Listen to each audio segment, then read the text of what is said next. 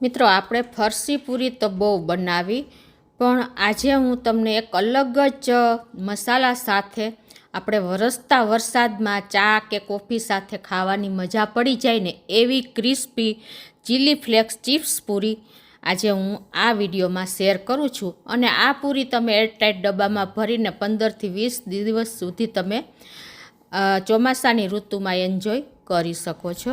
Hello friends, super magic રસોઈમાં મિત્રો હું આપનું સ્વાગત કરું છું. આજે હું ક્રિસ્પી ચીલી ફ્લેક્સ ચિપ્સ પૂરી લઈને આવી છું.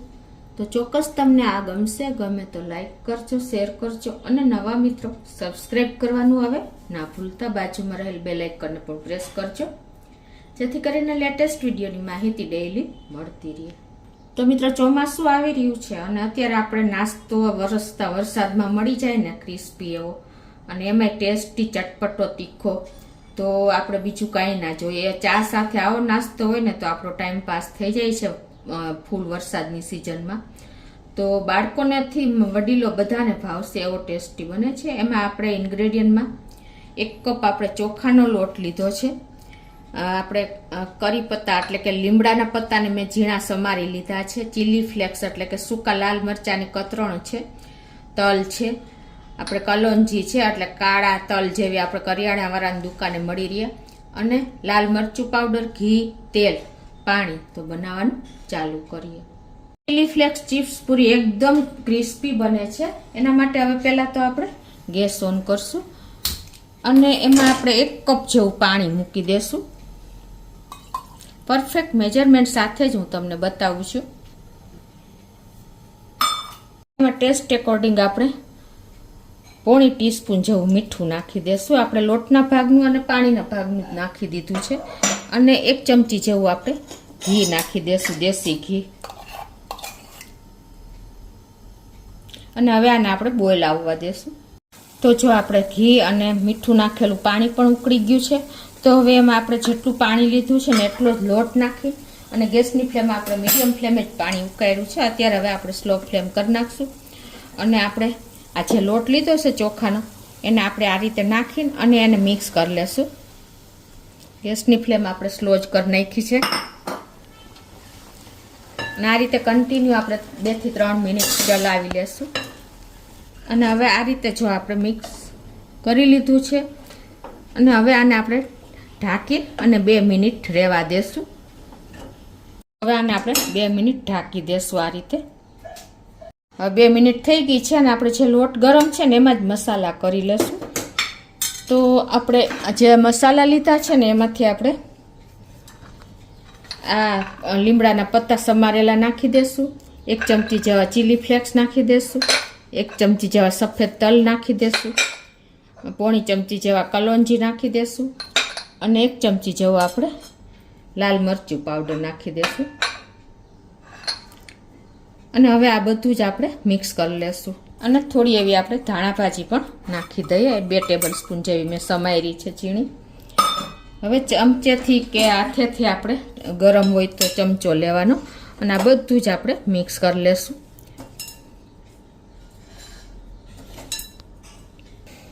અને હવે તમારે જો પાણીની જરૂર લાગે તો થોડુંક પાણી પણ એડ કરી દેવાનું મસાલો મિક્સ કરવા ટાઈમે. એકદમ ચિપ્સ પૂરી આપણી જ ક્રિસ્પી એવી તૈયાર થશે. હવે એને આપણે એક વાસણમાં લઈ લેશું લોટને. હવે આમાં આપણે 1 ચમચી જેવું તેલ નાખીને અને લોટને તૈયાર કરી લેશું પૂરી માટેનું.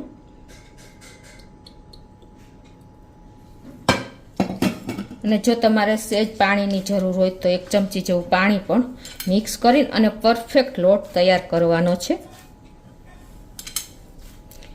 એકદમ આપણી ચિપ્સ પૂરી ક્રિસ્પી બને છે આ રીતે તમે તૈયાર કરશો ને તો.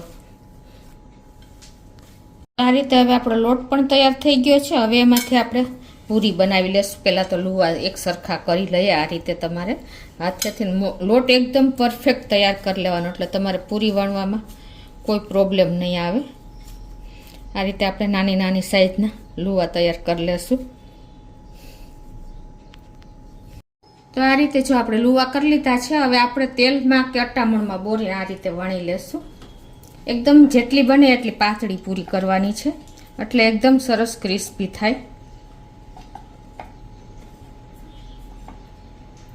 તો જો આ રીતે આપણે બધી જ પૂરી તૈયાર કરી લઈએ.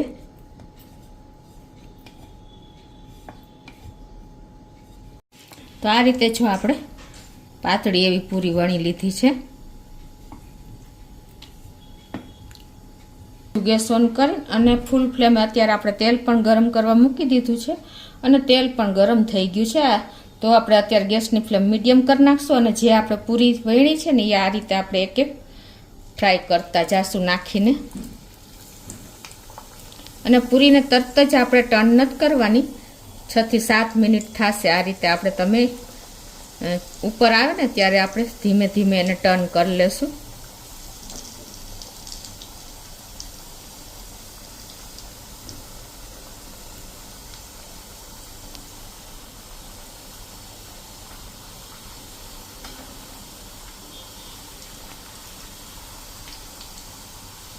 તો જો આ રીતે આપણે એને ટર્ન પણ કરી નાખશું ને એકદમ ક્રિસ્પી થાય ત્યાં સુધી આપણે આને કમસે કમ 6 થી 7 મિનિટ થશે તમારે આને ફ્રાય કરતા. તો આ રીતે જો આપણી પૂરી પણ એકદમ સરસ ફ્રાય થઈ ગઈ છે. તો આ રીતે આપણે તેલ નિતારી અને એક પ્લેટમાં લઈ લેશું પેપર નેપકિન ઉપર, એટલે બધું તેલ નીકળી જાય.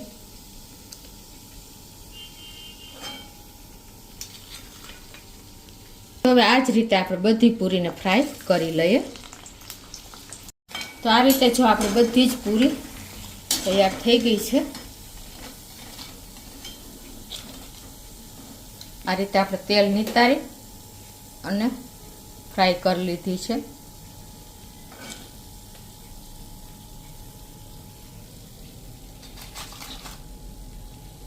તો જો મિત્રો એકદમ ક્રિસ્પી આપણી ચીલી ફ્લેક્સ ચિપ્સ પૂરી તૈયાર છે.